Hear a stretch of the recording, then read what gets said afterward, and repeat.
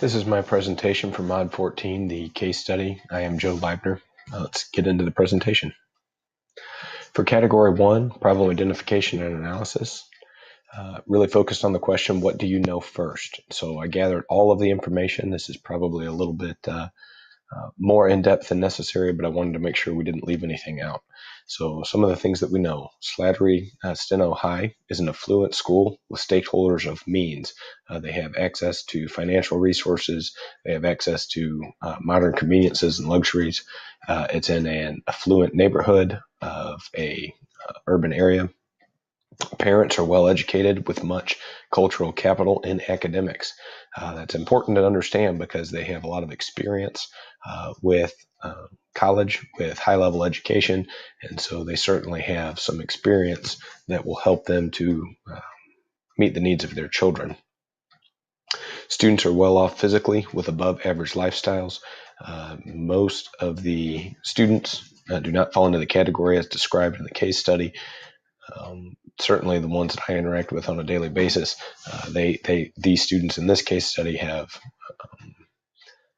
more than enough in the way of technology, things to eat, clothing, shelter, et cetera, et cetera. All their base needs are met, and then a lot of their luxury desires are met on top of that. Dr. Smith is an experienced and distinguished administrator. Not only has he been there for 9 years, but he also has been recognized, and he is well thought of from the community, from the parents, from the stakeholders in the school, certainly. So he is a great resource to have and is somebody that can be leaned upon. Ms. Tate is highly qualified and educated, although she only has 1 year of teaching experience, but it is in the school in which the case study takes place. So that's important to know. She is also experienced in a high level of education as a student. She has a large amount of content knowledge. She has a large amount of educational experience, just not as the instructor. Further, Ms. Tate has few familial responsibilities. This is important because her values and her alignments may not match other educators in a different scenario, or the educators within her own setting. They may not match that of her student, as she has less responsibilities in the home since she is living by herself, young and alone. Students experience stress in Ms. Tate's classes. This is evident throughout the case study. The workload, the rigor of the coursework itself, as well as the instructional methodology, presented problems and stresses for many of the students. Students are experiencing new challenges in these classes, and some feel that their goals are in danger. So, as mentioned, some students experienced challenges that may prevent them for competing for the valedictorian spot. They may have their first troubled grade in an otherwise gentle, or should I say, high level of achievement academic history. And so those are some things that they are experiencing perhaps for the very first time without the ability to lean upon prior experience and knowledge to find a way to cope with those stresses. Mr. Smith has received, Ms. Tate rather, has received PD to reduce student stress, but has not produced improvements in this area yet.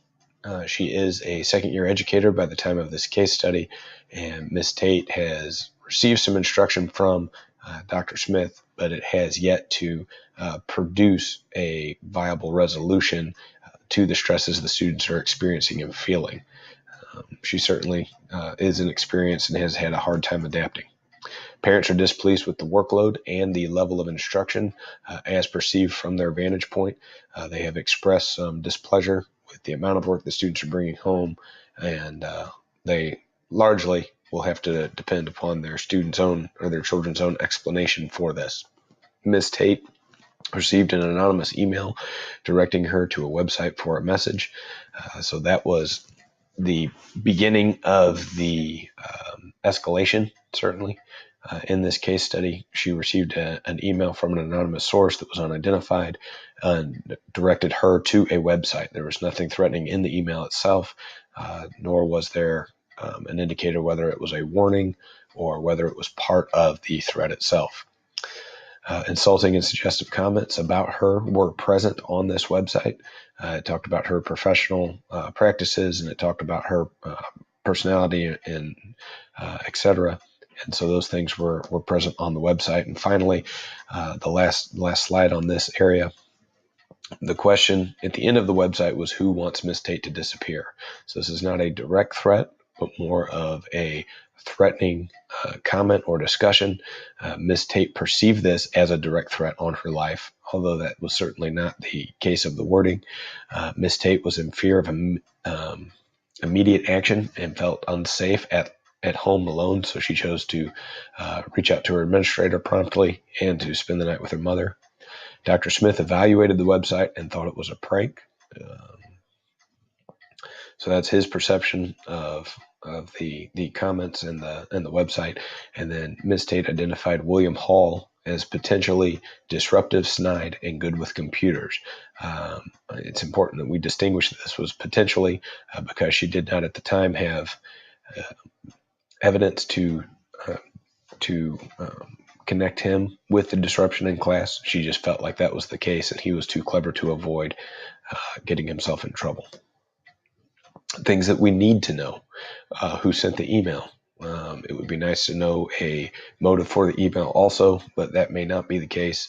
That may not be something that's able to be uncovered, but certainly we should be able to find out who sent the email telling Ms. Tate about the site. It could have been friendly, it could have been part of the threat, but more information is certainly needed there. Who generated the website? Was it the same person that sent the email? Was it a student? Was it the person that made the threat or the comment? There could be several people at play here. Who made the comment specifically? So the most threatening of all the comments, the one about Miss Tate disappearing, who made that comment and what was the motivation behind it? Was it talking about disappearing from school? Was it talking about disappearing from life? Certainly she took it. Or was it more along the lines of disappearing from something else? Is the ability to act within the person's means. So once the identified threatening person is found, does that person have the ability and the intent to actually carry out any sort of physical action, or is this just some venting, some frustration, some threatening style behavior without the ability to carry it out? What was the exact provocation for the negative actions to begin? Was it something that happened during a specific class? Was there an incident to point back towards? Was there something in the last months that continued to escalate this situation over time? Or was this a one incident thing that led to this climax? Is there any amount of responsibility for these actions on Ms. Tate or Dr. Smith, either one? Did they do something to provoke this specifically? Again, was this a mounting thing over time? Was failure to act by Dr. Smith part of the issue? Or is this totally just a threat? So the problem.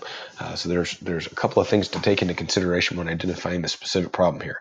The problem is there was an anonymous threat or threats or suggestions made about a member of school faculty. So that certainly is inappropriate, and that is the headlining portion of this particular problem. Additionally, students are disgruntled to the point of action, even though it's negative.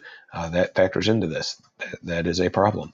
If students are frustrated and perturbed to the point of actually putting this into a dialogue, then there is a problem there. And finally, the third component to the problem, action prior to this climax had yet to be taken. So while Dr. Smith had provided an opportunity for Ms. Tate to grow professionally, there was no further development by either Ms. Tate or consequence by Dr. Smith as this continued on.